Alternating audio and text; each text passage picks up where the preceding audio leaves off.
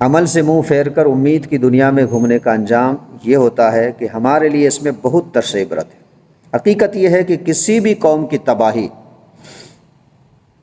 اس صورت میں ہوتی ہے کہ جب وہ عمل سے منہ پھیر کر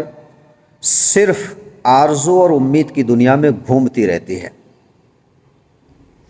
جو شخص لاکھوں روپے کمانے کی، ایک مثال میں آپ کے سامنے پیش کر دوں کہ جو شخص لاکھوں روپے کمانے کی تمنا رکھتا ہے، کروڑ پتی بننے کی تمنا رکھتا ہے، لیکن یاد رکھیں کہ اس کے لیے محنت نہیں کرتا، کروڑ پتی بننا چاہتا ہے مگر محنت نہیں کرتا، اس کی تیاری نہیں کرتا، اس کے لیے کوشش نہیں کرتا، تو وہ کبھی بھی 1 روپیہ نہیں کما سکتا ہے۔ یاد رکھیں، جو قوم ترقی کرنے کی خواہش مند ہو لیکن اپنی بدعمالیوں، کام چوریاں اور خیانتیں چھوڑنے کو تیار نہیں ہے، وہ کبھی ترقی کی شاہراہ پر قدم نہیں رکھتی۔ یوں ہی جو لوگ اطاعت الہی اور اتباع رسول صلی اللہ علیہ وسلم کے قریب بھی نہ آئیں اور اپنی نسبتوں پر پھولے پھریں، اور وہ بھی احمقوں کی دنیا کے باسی ہیں، اور افسوس یہ ہے کہ ہمارے یہاں ایسے لوگوں کی کثرت ہے۔ احمق کا جو لفظ میں نے بولا نا، یہ نااہل کے بارے میں، جن کو معلومات نہیں، علم نہیں، ان کے بارے میں، اور ایسے لوگوں کی کثرت ہے۔ ہمارے واعظین، ہمارے خطباء، پیر صاحبان جو کچھ بیان فرماتے ہیں سب کے سامنے ہیں، یہ کوئی چھپی بات نہیں ہے۔ خوف خدا، قبر کی تیاری، آخرت کی فکر، بارگاہ الہی کی جواب دہی، اس موضوع پر، اس ٹاپک پر شاید ہی کبھی کلام ہوتا ہے کلام، میں یہ منع بھی نہیں کرتا، میں اس کی سرے سے منفی بھی نہیں کرتا کہ یہ کام ہوتا ہی نہیں ہے، بیان ہوتا ہے، مگر شاذ و نادر ہی اس ٹاپک پر بات کی جاتی ہے۔ رحمت کے موضوع پر اس قدر بیان ہوتا ہے کہ لوگ جری ہو چکے ہیں گناہوں کے معاملے میں، بس رحمت، اللہ کی رحمت، رسول اللہ صلی اللہ علیہ وسلم رحمت للعالمین۔ اس کے نتیجے میں قوم کی عملی جو حالت ہے یہ کہاں پہنچی ہوئی ہے، ہم سے آپ سے چھپا نہیں ہے۔ اس حوالے سے امت کے حکیم، ظاہر سی بات ہے مریض کے مرض کو وہی پہچانے گا جو اس کا ماہر ہو، اور ہمارے مرض کے ماہر حکیم امام غزالی رحمۃ اللہ علیہ کا حقیقت شناس کلام پڑھیے۔ آپ نے کیمیائے سعادت میں فرمایا، اگر علماء بھی وعظ و نصیحت کی بجائے بازاری مقررین کا انداز اختیار کر لیں، کیا فرماتے ہیں آپ؟ ہمارے علماء بھی وعظ و نصیحت کی بجائے بازاری مقررین کا جو ہے انداز اختیار کر لیں، لغویات، واہیات، بیہودہ گوئی اور بیکار باتوں سے قوم کا دل بہلانا شروع کر دے، تو جو عموماً دیکھا گیا ہے تو لوگ غلط فہمی میں مبتلا ہوں گے کہ کوئی بات نہیں، ہم جو کچھ بھی کرتے ہیں، کر رہے ہیں، رحمت خداوندی ہمارے شامل حال رہے گی، تو قوم کا حال غافلین سے بدتر ہو جائے گا۔ ظاہر ہے جب عام آدمی مجلس وعظ میں ایسی خرافات سنے گا، ایسی باتیں سنے گا، اور اس کو رحمت کا، امید کا دلاسا مل جائے گا،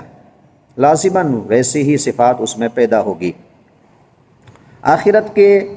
خطرات سے ڈرنا تو اس کے لیے درکنار ہے، اس کے دل سے آخرت کا خیال بھی نکل جائے گا کہ یار مجھے مرنا بھی ہے، قبر میں جانا ہے، وہاں 3 سوالوں کے جواب دینے ہیں، پھر اس کے بعد میدان محشر ہے، وہاں اپنی پوری زندگی کا ڈاٹا جو ہے وہ سامنے رکھ دیا جائے گا، اس کا جواب دینا ہے، یہ خیالات ہی ذہن سے نکل جاتے ہیں۔ جب رحمت کی بات ہوتی ہے، مغفرت کی بات ہوتی ہے، بس وہ اسی میں لگا رہے گا۔ اس کے سامنے کبھی یہ لایا ہی نہیں گیا کہ جہنم بھی بنائی اللہ نے، اس کے سامنے کبھی یہ لایا نہیں گیا کہ قبر کے عذاب، قبر میں بھی عذاب ہوتا ہے، وہاں بھی سانپ بچھو ہوتے ہیں۔ اللہ اکبر۔ تو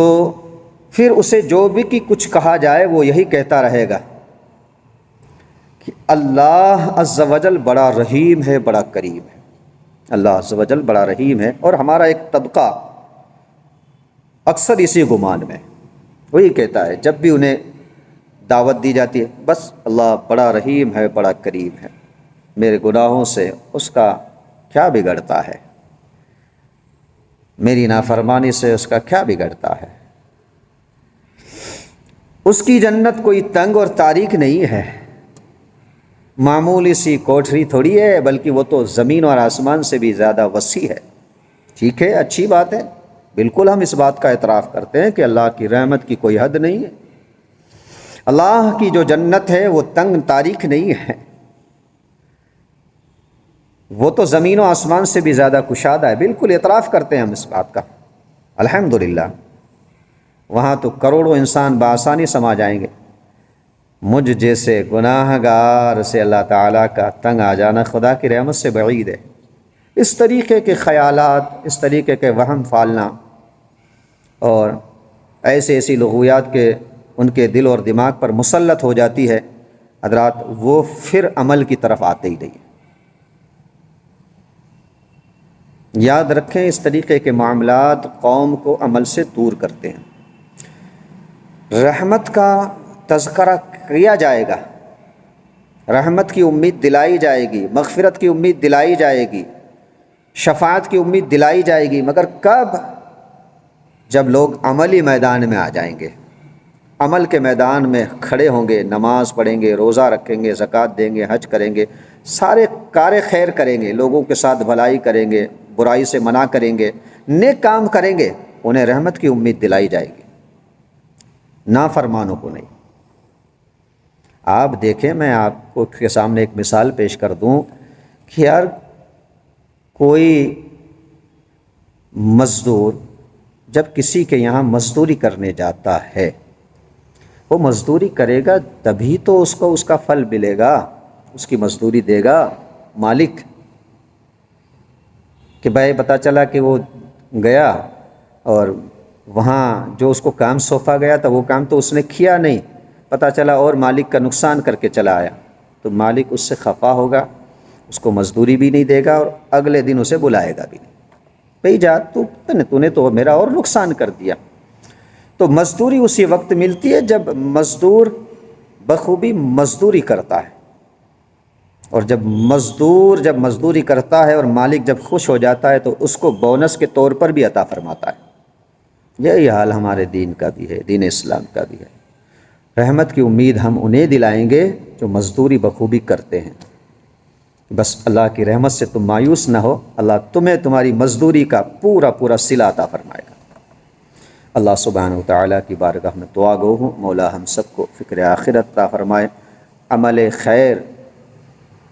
کثیر کرنے کی اللہ توفیق عطا فرمائے، اللہ دین و سنیت پر استقامت عطا فرمائے، اللہ کو ہماری قوم کو